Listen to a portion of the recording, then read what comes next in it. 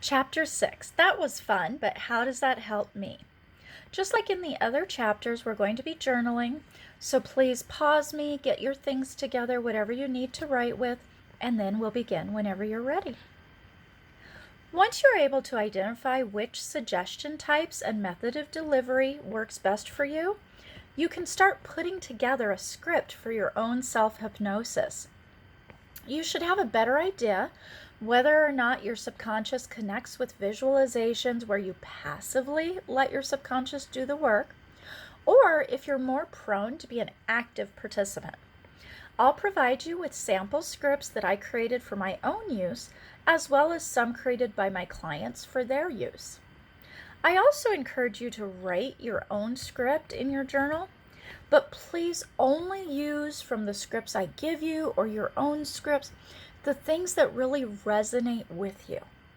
If you are reading anything with your conscious mind and fully intact and it just doesn't sound right to you or doesn't feel right, then please do not use it for your subconscious mind.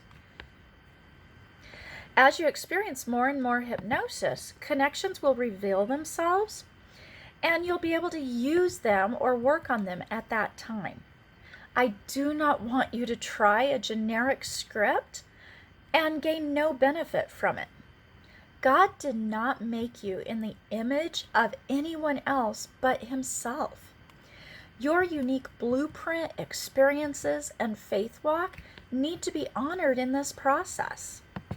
As Christians, we are told how we should act and react too many times.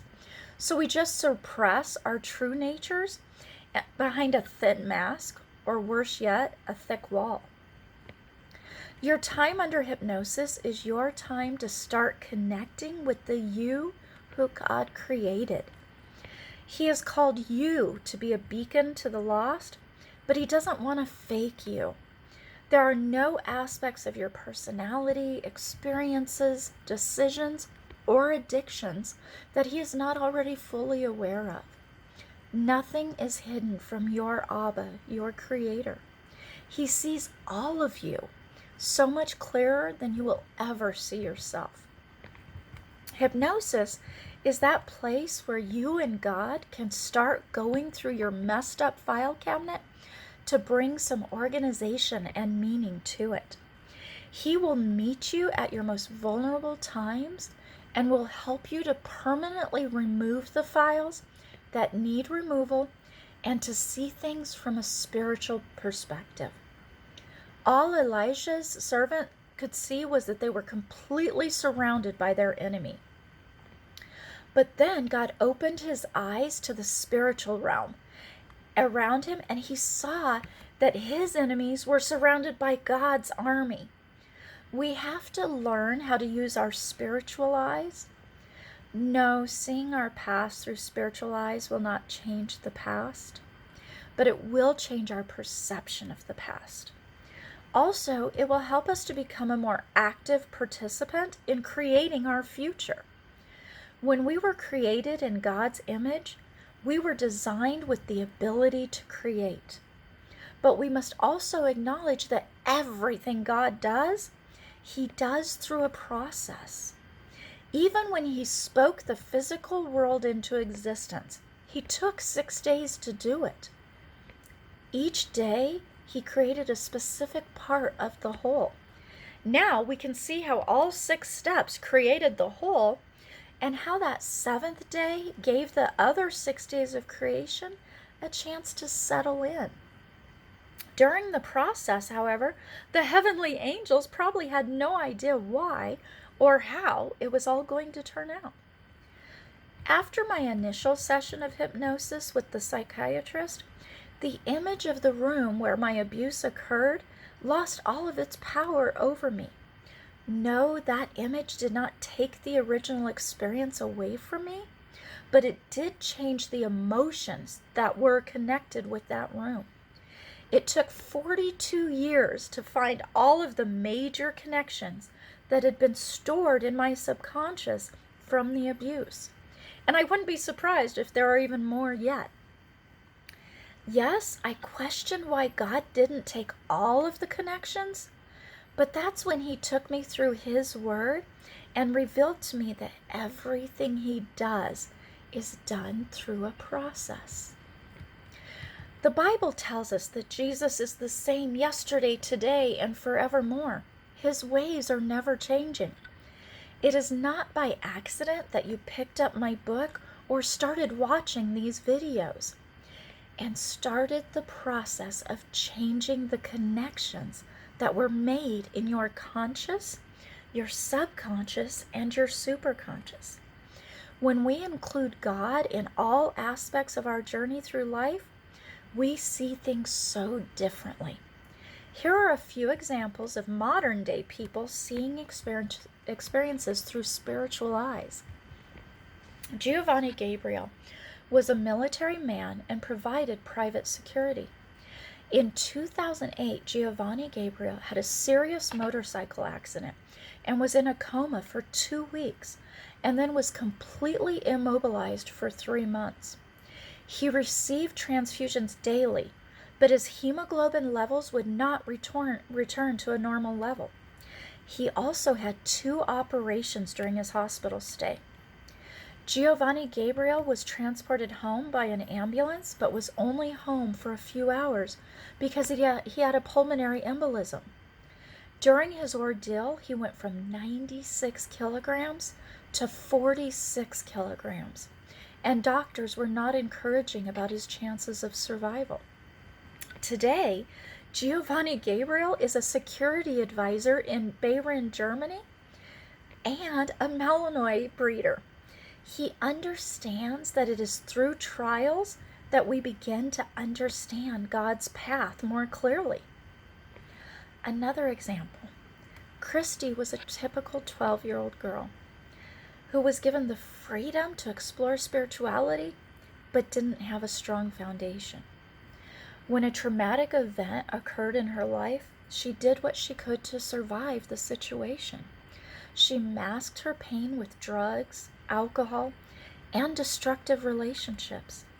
She continued down that path into adulthood and started using intravenous drugs as well.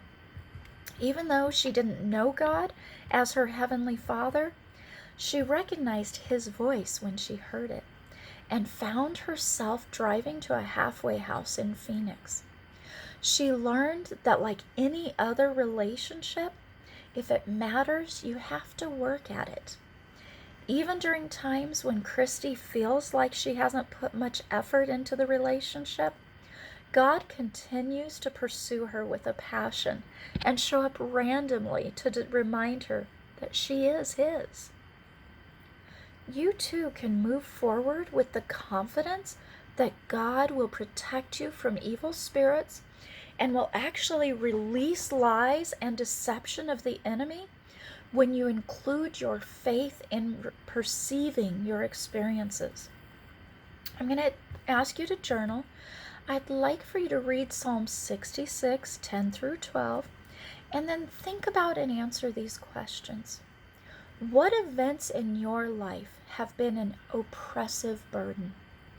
Are you able to see God's hand in those circumstances?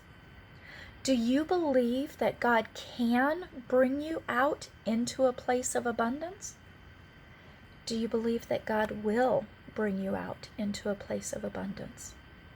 Please pause me, journal, and then when you're ready to continue, we'll begin. So before you begin writing your self-hypnosis script, you will want to gather a few supplies and decide on a location. As you experience hypnosis more and more, you will be able to use self-hypnosis anywhere. Like I've said before, I can even use it in a movie theater. The first thing you need to decide is whether you want the person reading your script to be yourself, or if you would like to or if you can take the suggestions better from someone else. When I prepared my script for training to run a marathon, I had my son record it. He motivates me to be a better version of myself and doesn't condemn me when I try new things and don't succeed. On a subconscious level, I think I was giving myself permission to not complete the marathon by choosing him. but I also needed his unconditional support during the process. If you didn't try having someone else read one of the suggestions from chapter 5, you may want to go back and see if your results are even more pronounced by having someone else read the script for you. Listening to my YouTube channel for any suggestions would also be a good indicator. Next, choose what recording device you would like to use. You're going to have quite a few places in the script where there is silence, so you won't want to use a voice-activated system. My favorite device to use is the video function on my phone.